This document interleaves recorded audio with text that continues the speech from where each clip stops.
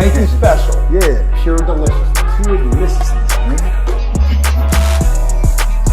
My name is Banky, man. Everybody calls me Banky. That's the name that I got from my grandmother when I was young. I'm coming out here after 30 years. Yeah, I ain't got nothing, but I'm gonna have something because I'm rich in personality, you know, and I'm rich in love. My family love me, and that's really all that counts. Yeah, Greensville was a different type of animal, man. When I get to Greensville, you talking about now, I've been locked up probably about 7 years. I done been through the wall, I done been through Augusta, I done been through the wall, Augusta, and Mecklenburg, Southampton receiving. So now, you know, I'm on Greensville, you know, and man, DC was a little flooded on there. They got DC cats everywhere. You know, in a different breed of DC cats. You got these dudes who've been locked up for a minute now. They've been in the Virginia system for a minute, so they move different, they act different, you know. When I'm on Augusta, a lot of us coming in, because Augusta was like where they were sending a lot of people that was fresh in the system from because it was a new institution. But these dudes have been seasoned, they've been locked down a while. Some of these dudes have been in Lawton, some of these dudes on their second bid, you know. And man, it was different. And my man Dixon was there, you know, because I done went to Mecklenburg. He done stayed on Augusta. He done ended up getting shipped from Augusta to Greensville. So when I get there, Dixon is already there. So it was different, man. Greensville was eye-opening. At the time, it was the longest time I stayed on one institution because I ended up getting there like, I think, 93. And I didn't leave till like 98. So you talking about 93, 94, 95, 96, 97, 98. You talking about like 5.5 years. So that was the longest I had been on any institution, you know. So it was a different experience, man. Different experience. I had a lot of cats on there from DC, a lot of younger, middle-aged, a little older than me, older. Dudes have been doing time for a minute. Dudes, like I say, have been through Lawton. Man, you had Lil Rick on there. Lil Rick is known all over the system, little bitty dude, but Rick get that money. Rick like to, you know, treat himself to get high, but he always gonna get money. And Lil Rick was a soldier. Lil Rick gonna do whatever he got to do when it needs to be done. Man, you had Richie Rich on there. He was crazy as a bedbug. Probably still locked up. He crazy. Richard leave that blood on every compound he go on. He end up putting that Bethlehem in somebody. Little Richard gonna be on that extortion. He gonna be on that bullying. He gonna be on that let's rumble.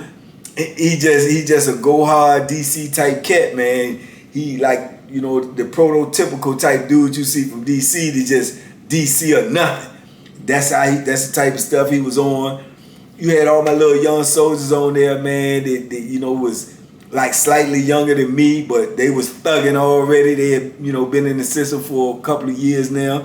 You had Quincy, you had Stink, you had Ern. Ern was built like an action figure. Man, just so many different dudes, man. You had Black. Oh man, you had Mustafa. Oh, Mustafa. Everybody that was probably on Greensville knew Mustafa. Mustafa was DC gangster for real. You know, you had let me see who else on there at that time. You had Big A. I told y'all about Big A. You know, Big A had been through Lord and everything. Big A was an older dude. You had Church end up being on there. A lot of cats, man. A lot of cats. But Mustafa, man, Mustafa was different. Mustafa was different, man. Mustafa was just a straight gangster. And he didn't care about nothing but getting his. He want it. He gonna get it one way or another. Mustafa, man, used to be on them cats, man. He used to be on them hard. And he with the extortion game.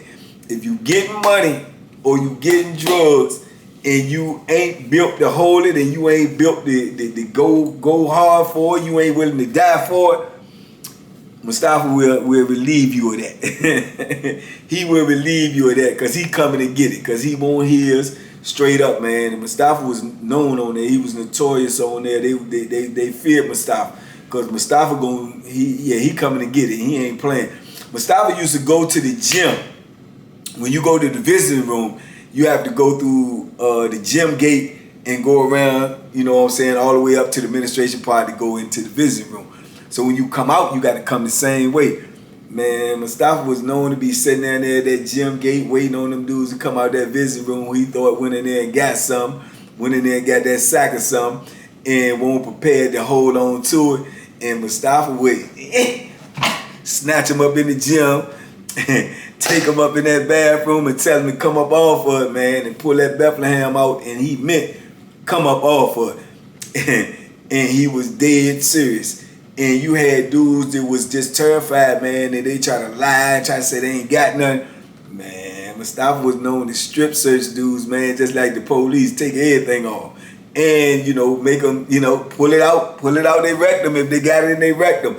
Cough it up if they got it in their throat. Dudes knew how to swallow the package and regurgitate it in balloons and stuff. Mustafa gonna make you do all of that. Come up off of it, he want it.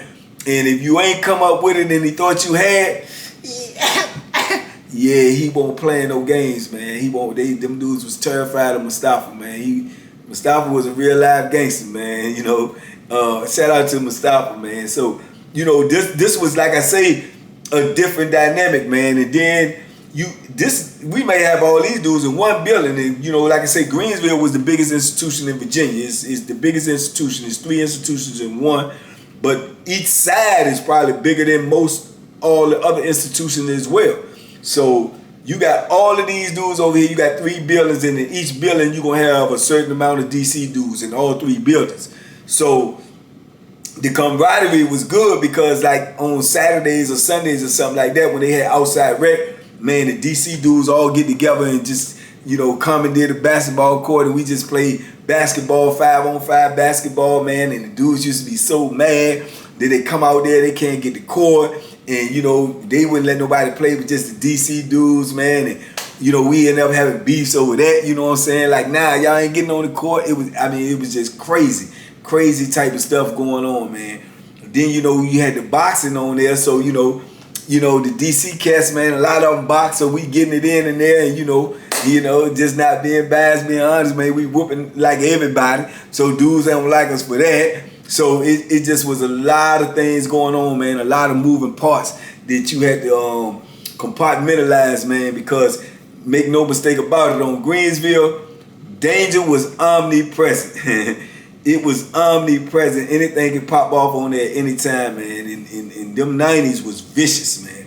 Super vicious. Somebody said to me in my comments about talking about Building 7, man, and on Greensville, man, back in the 90s. And I probably end up doing a video about that. But that Building 7, Terror Dome, man. Terror Dome. You know, it won't even no need to live in there if you ain't had no heart, if you weren't willing to put in no work. Because if you did, you probably was going to be getting extorted. You probably was going to be getting beat up. You probably was going to be getting assaulted. You probably was going to be getting sexually assaulted, physically assaulted.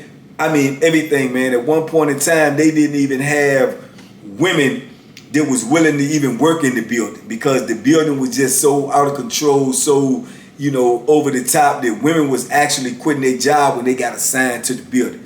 Oh, you assigned to Building 7. We need you to work Building 7 today. I ain't going up in there. I mean, this is where you got. I ain't going up in there. If I got to go up in there, I quit. I mean, where there's no other post for you to go. Well, I'm gone. I'm out of here. I'm checking out. Yeah, it was just that crazy on there. And when I look back on it, man, it was just a wild time, man. It was a wild time. But even though I'm like 7, 8 years into my bit, all of this is still new to me. You still learning as you go. You never stop learning in the penitentiary because it's always going to be changing dynamics, changing faces, changing people, changing administration. So it's always going to be different. So you always got to be on your toes. You always got to be prepared for whatever, because you don't know what's going on. You know what I'm saying? And I met a lot of good dudes on there, man. A lot of good dudes that I'm still friends with today. Dudes that end up being, like I say, lifelong friends and stuff from different places too. It ain't just had to be DC with me. I was always cool with who you are, not where you was from, but just that DC dynamic always played a factor because even though that was my mentality, that may not be the next person's mentality. You got dudes that just ain't like me just cause you from DC. You know what I'm saying? Dudes, it just ain't like me for that. I did nothing to them, had no other, just because of that. So you have to be aware of that too. And then you got dudes that try to get close to you, but they got ulterior motives, and you don't know who's who. So, it's crazy. And then, like I say, you could have a beef with somebody on another compound, and it may have been some DC type stuff or whatever, and then you on this compound, and then you don't know this is cousin, this is brother, you know what I'm saying, this is uncle, and they is cuddling up under you trying to get close to you, but you don't even know. They might be waiting for you to turn your back and put that Bethlehem in you, for what you did to their brother, what you did to their cousin. So you just don't know. So you always got to be on point. You always got to be skeptical about who you dealing with and who you talk to. And like I say, that created a lot of friction in creating bonds and friendships with dudes, because you never knew who was who and where they was coming from. But man, them days right there on Greensville was monumental in my growth, man, in my growth in the penitentiary, and me understanding what I was dealing with, who I was dealing with, and where I was at, because man, everything that you could possibly think of went on Greensville in them 90s, man. I'm talking about, dudes losing their life, dudes losing their eyes, dudes getting philosophy bags, dudes getting beat into comas, dudes losing their teeth, dudes getting their arms broke, their ribs broke, their legs. I mean, it just was a madhouse. You understand me? It was a madhouse, and I'm smack dead in the middle of it, trying to process and trying to, survive and learn as I go. And it ain't, it ain't no blueprint for this. It ain't no manual. It's just survival of the fittest. You know what I'm saying? And then, like I say, beefs was popping off all the time for crazy stuff, man. And then if you gonna be, in it by association, whether you like it or not. If you in a block with somebody that's from DC and he get in a beef and his clique is Richmond or his clique is Tidewater or something like that, then that's it. You ain't got no say so, because if you try to play the sideline, then you got beef everywhere. You got beef from your own home city, and then you got beef from the dudes, because they already looking at you like you with it, whether you want to be with it or not. So you in it, irregardless. You are in it. You know what I'm saying? So you always had to be prepared for that type of stuff, because you can't control how other people think. You can't control other people's actions. You can't tell some of these youngins, look, man, that ain't even worth it. Don't get involved in that, because this thing gonna get wild. This thing gonna get ugly. It's gonna get super ugly. Nah, I don't like that joker. I'm gonna smash him. You know what I'm saying? Well, if you smash him, this, man, I'm smashing him. What can you do? You know what I'm saying? You just can get prepared, because that's how it's going down. And then, like I told you, we had some young dudes on there, dudes from the city, man. They had big heart, man, like Stink, like Quincy, like Quest. I told y'all about the situation with Quest, where Quest had the whole, DC mob in some uproar type stuff. But this was later in the later 90s. You know what I'm saying? But that happened. I told y'all that, so there ain't no need to reiterate that story. Go back and watch the story that I spoke about that on. But in that situation right there, somebody lost their life. You know what I'm saying? Actually lost their life, all over a $20 bill. You see what I'm saying? So these are the things that can happen in prison. These are the things that was going on. So, man, like I say, you had to be aware. You had to understand what was going on. I can remember being out on the yard, man, because somebody from DC beefing with a dude from a whole nother city, man. And we on the yard probably like 30, 35 deep, but they like in close to pushing 100. You know what I'm saying? They pushing like 100 deep. So things is getting ready to pop off all over some pettiness, some gambling, some small money, man, less than $100.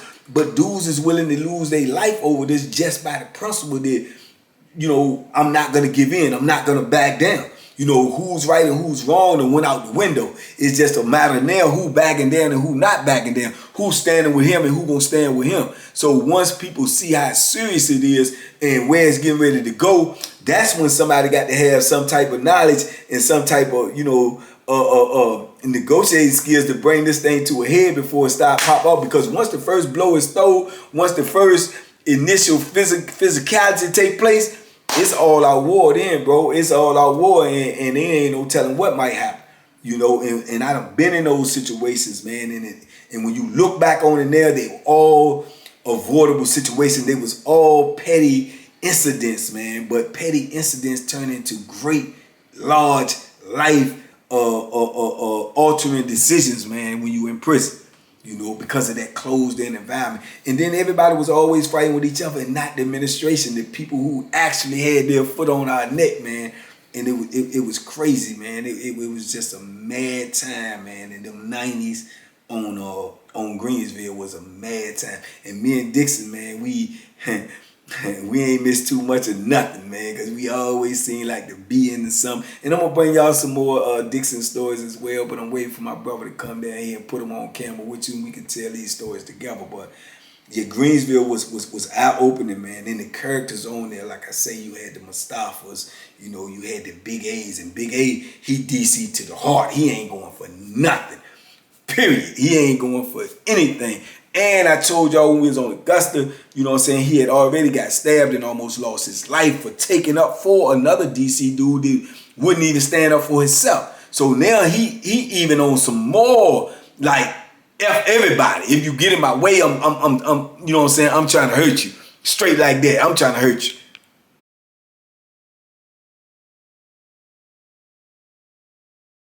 Yeah, Big A trying to hurt you, man. He, if not carry you out. You know, because it's a different type of dynamics, man. Once you done had that Bethlehem put in you and you done been that close to death, then you definitely don't want that to happen again, so you gonna strike first. So Big A ain't do a lot of talking. He get paranoid. He was super paranoid.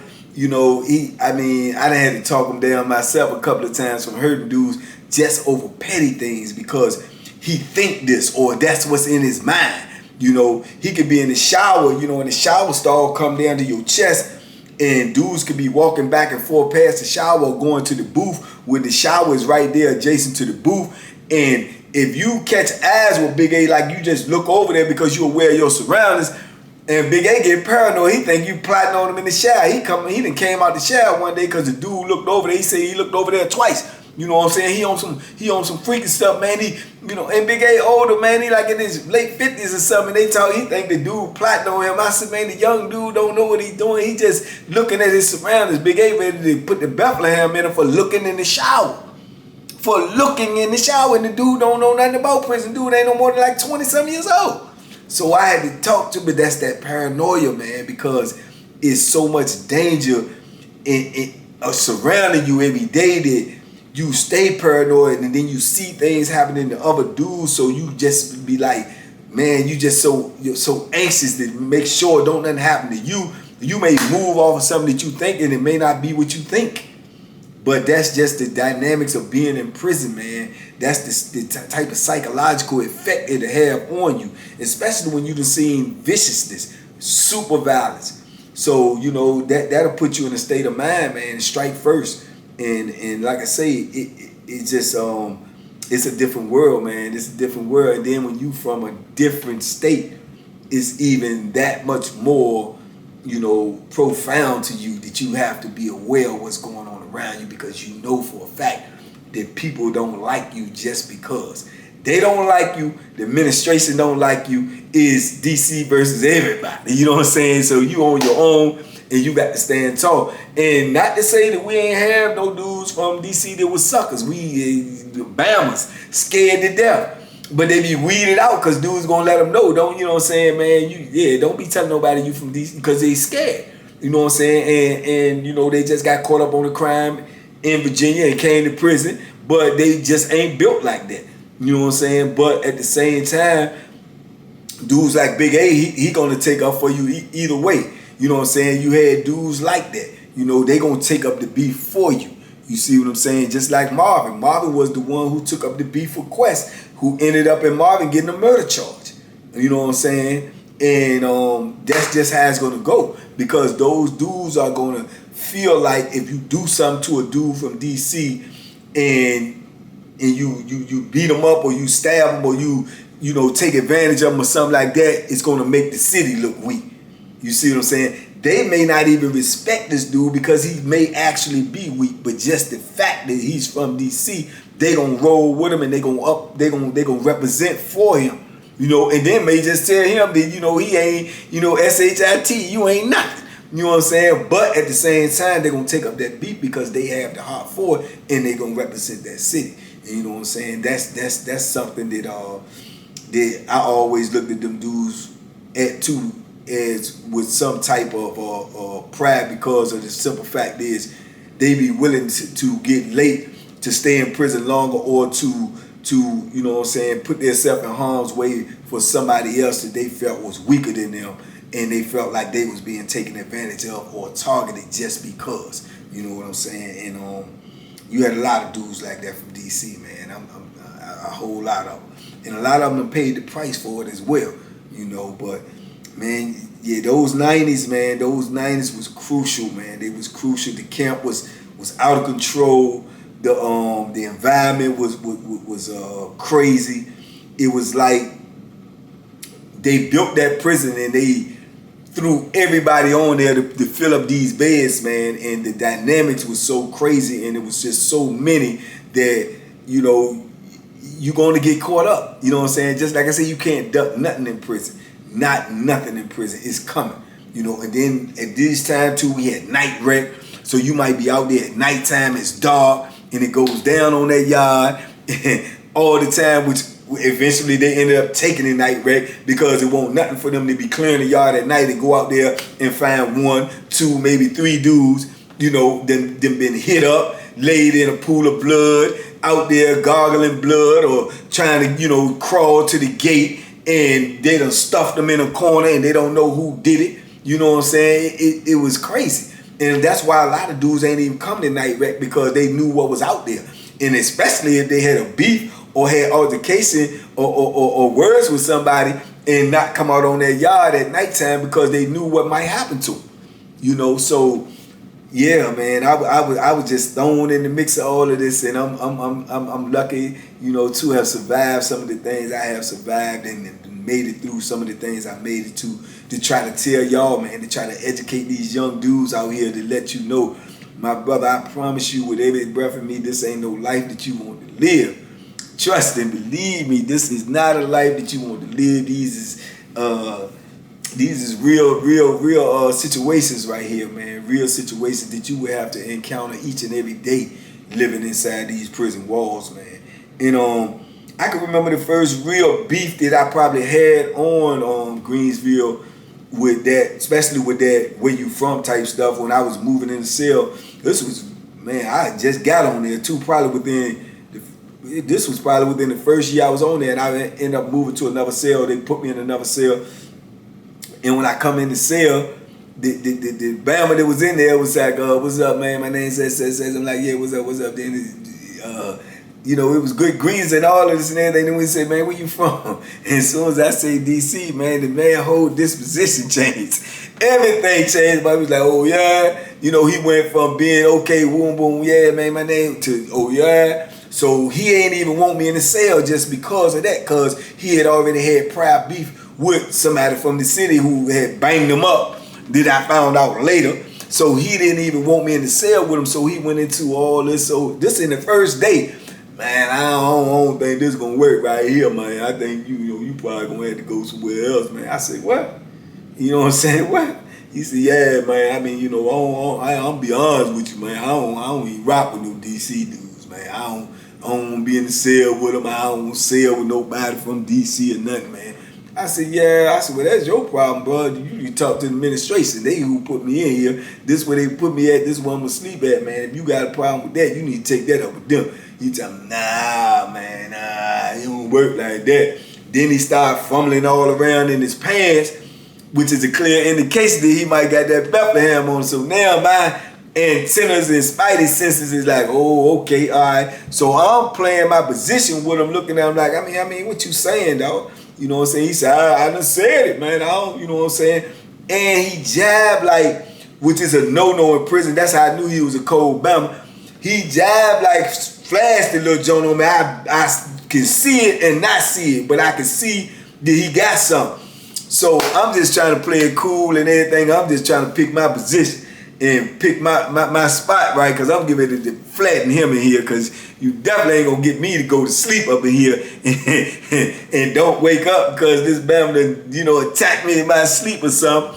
So I'm like, look, bro, I don't know what's going on with you. I ain't never did nothing to you. I don't know you. I'm just meeting you. You talking about you don't want nobody in here from DC. You don't even know me. You don't know what type of dude I am or whatever. He was like, I ain't trying to get to know all that, man. Just telling people put you somewhere else, man, you know. And he pacing around and said the cell already small, but I'm just waiting to get a good angle on him because I don't want to pull his joint out on me and, you know what I'm saying, poke me, and then I ain't trying to take none of that. So he steady talking and I'm steady acting like I'm unpacking, but I'm definitely watching him at the same time. And man, as soon as I saw the good shot, boom, I just clocked him. Sent him sliding on to the door, and I was on him. Boom, I pounced on him because I got to get his hand and got that joint in it to make sure it don't come out. So I got him down there by the door, and I'm just tussling with him, and I'm holding his hand, and I can see the joint, but the joint he got, it wasn't that big, but it was big enough to hurt me. You know what I'm saying? Especially if he hit me in a vital area or whatever. So we in there, we tussling over the joint, and I don't even know this cat. You know what I'm saying? All because he don't want a DC dude in the cell with him. Man, I try to punish him in there, man, till the people come and bust the door open and come in there and punish both of us. You know what I'm saying? Because next thing you know, we got 6, 8, 10, 15, 20 police on top of all us. But I done already, you know, they gave them the business, you know what I'm saying? You know, for the most part, but they was giving me the business. You know, they hitting you, they got the nice sticks, and they balling you up, and they stomping you, and then they balling you up, you know what I'm saying? And it's just crazy. But this is the type of things you're gonna go through. Now I'm in the hole, you know what I'm saying, which was my first experience of, you know what I'm saying, the hole on Mecklenburg, on Greensville, so, which I ended up being back there a lot, you know, like a second home, you know, within the whole time that I stayed there. But yeah, but that was my first incident right there with just because of where you from. So like I say, it's real. And then how you come in the penitentiary is how you gonna always be in the penitentiary. You come in there and say you're a gangster, you gonna have to be a gangster. You come in there and say you from Tidewater, you gonna always be looked at as from Tidewater. You come in there and say you from New York, you gonna be a New York cat. You come in there and say you from Mississippi, you gonna be that's what it is. You see what I'm saying? So you gonna have to stand on what you say. And you're going to have to stand on where you from, whether you like it or not. You know what I'm saying? You may not even like where you from, but you're going to have to like it when you in there, because that's how you're going to be judged. Period. You know what I'm saying? So it's just prison, man. It's prison etiquette, man. It's prison attitude. Is prison politics, man. And that's just how it go down. So you gonna roll with it or get rolled over. It's just that simple. You know, and then like I say, if dudes come to have your back and you not man enough to stand up for yourself, now you done created a whole nother problem, because you got the dudes that this where you from and they don't like you and they don't respect you, but they still gonna roll with you, but they have zero love for you. You know what I'm saying? And then you got everybody else who looking at you as you weak as well. So it's you know, when you go to prison, man, if you a boy or you a young, not boy as in penitentiary boy, but just a boy, not even a grown man yet, or you a child, you a kid, and you have a child's mentality, but you have now put yourself in a man's environment, and you gonna have to grow up real quick, you know, because like I said, your mom and your daddy and your cousin and your brother, none of them is going to be able to help you when you up in there and you dealing with all of these type of things that you have to deal with, let alone where you from. You know what I'm saying? Let alone that. So it's just it's a crazy situation, man. But I'm telling you, and I don't want to sound biased. I'm just telling you from my experience. DC dudes, man, had to really be on their game up in this Virginia prison system, man. You had to really be on your game, because like I say, most people, not all, but most dudes is not gonna like you just because of where you from, because they feel like you done came over here across that bridge and you did, and especially if you got a murder charge or anything like that, or a robbery charge against somebody from Virginia, a drug dealer, or they automatically gonna have some hate against you, man. And you gonna have to be able to defend yourself. You gonna have to be prepared to defend yourself at any time, at the drop of a dime, period, point blank. And then when you got dudes in there that's current the way they current it, like Big A, like Mustafa, like Richie Rich, they just say, yeah, F all y'all, come on with it. Yeah, we with it. I want the smoke. However, I'ma rob you cats while I'm in here. I'ma extort you. It creates even more. You see what I'm saying? So you gonna have to wear the weight of that too. You gonna have to wear the weight of that because you're gonna be a part of it, whether you want to be or not. So all of that was going on Greensville at the time, man. And there's so many stories, man. So many incidents that done jumped off. So much blood that been shed. Heads that been bust. It's insane, man. It's insanity. Looking back at it now from, my rear view mirror, man. It was just insanity in a chaotic time, man. I'm fortunate enough to come out of, man. I'm fortunate enough, and a lot of other brothers was as well, man. But nobody comes through it unscathed, though. Whether physically or mentally, you still deal with it. I still deal with it. I still think about these things, having to bring these things up, having to give y'all these stories, and I see it from a different perspective now because I'm out of it. But when you inside of it, it is your life. This is how you're living. This is your everyday life, and there's no escape. So you have to deal with it, man. But I just wanted to drop this little bit on y'all, man. Just sitting up here and I was reminiscing this morning. I wanted to give y'all this, man. Especially when I grabbed this hat to put on this morning. This is what prompted this story. So this is why I brought it to y'all, man. Yeah, man, in the Virginia penal system, brother, please believe it's DC versus everybody, man. You are the minority. You are the lowest one on the totem pole. But salute to all my brothers, man, all my comrades, man, because for the most part, they all stood tall. And they all held their own ground, man, 10 toes down, and that's saying something right there, man. So salute to all my brothers, man, especially all the ones that still locked up in the belly of the beast, still trying to get out, Black, Jerry, a whole lot of my other comrades that's still in there, man. Salute to y'all brothers, man, and y'all maintain, man, and hold down the fort, man, because trust me, it get greater later, man, because it's a whole lot better out here. And a lot of that stuff, man, you're going to have to leave behind you when you walk out that door, man. But God willing, that will happen for y'all soon. But just like in everything, man, like I say, in every lesson, there is a blessing, man. And the blessing is, man, that I'm right here, right now, talking to y'all, man, when I know without a doubt I did not have to be. But God is good, and I'm here. And I just want to give y'all these lessons, man. I want these young people to get these lessons and understand, man, that if you out here in this free world, my brother, I would say this and I will continue to say this until I don't have no more breath. You are winning. Regardless of your circumstances, regardless of what you think what you looking at, and this ain't working right for you, that ain't working right for you. I got a lot of things that ain't working right for me right now. But I'm going to keep on pushing forward. You understand me? So you got to do the same thing, man. And just stay free, man. Stay free, because I'm telling you, it's better out here. Under any circumstances, it is better out here.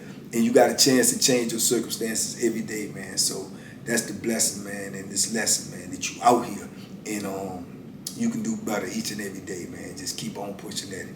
Salute to everybody out there, man. We gonna keep on pushing. I'll be back at y'all in a minute. Y'all hold me down, man. I hold y'all down. Y'all be safe, be smart, make good decisions, man. I'll see y'all real soon, man. DC versus everybody, man. Boom, boom, boom, boom, boom, boom, boom. We out here, baby. And duck them hooks. Boom.